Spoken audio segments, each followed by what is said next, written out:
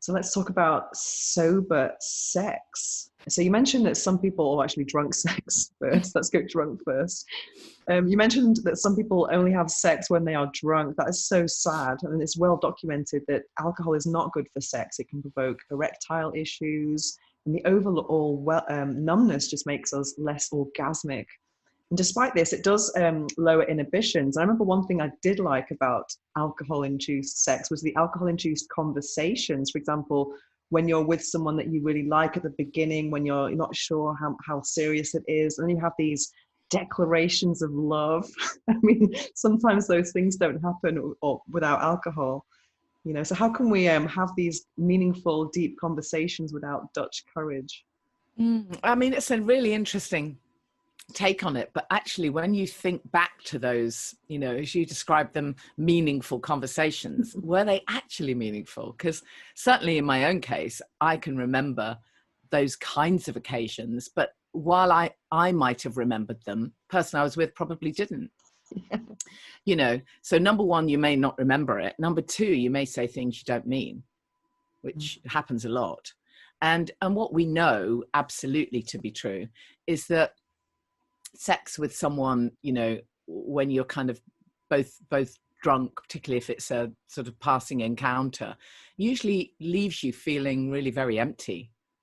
There's not very many people that feel totally comfortable with having had that experience. And okay, you were completely drunk and you maybe said lots of things that you don't remember the next day. And how amazing and fantastic is that? And I feel really completely at peace and balanced. Actually, no, certainly for me, I didn't feel like that at all. I think the single when that people stuff going was out going on the pole and getting drunk, I mean, it's not really about sexual urge or libido. It's about ego, in my opinion. Just Yeah, having yeah, sex with strangers. yeah. And I mean, it's a slightly different conversation, but I mean, I just think that what I now know, of course I didn't back then, but what I now know is that the most important thing really is to actually, respect yourself, have that self-esteem, that self-love. And that doesn't have to be completely woo-woo, and it doesn't have to be egotistical at all, but it's just when you meet someone who is very comfortable with who they are, that really shines through.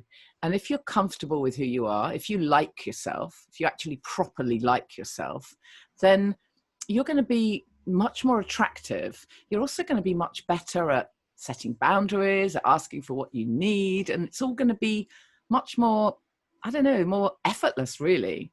And definitely more satisfying than someone who is actually very insecure, the way I was, very insecure, quite needy, actually doesn't really like myself very much. So most encounters are really only about trying to find some validation from someone else.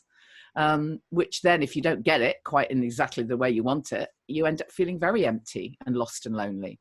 And I think all booze does is amplify what's already going on. So if you're already feeling, a little bit insecure and a little bit wobbly, we'll just amplify it. Definitely. It doesn't help anything. There's no way that alcohol helps anything. I really believe that. I used to buy into all that nonsense that alcohol, that at least in moderation is good for you. I just don't buy that. Not at all. You can 100% have a natural high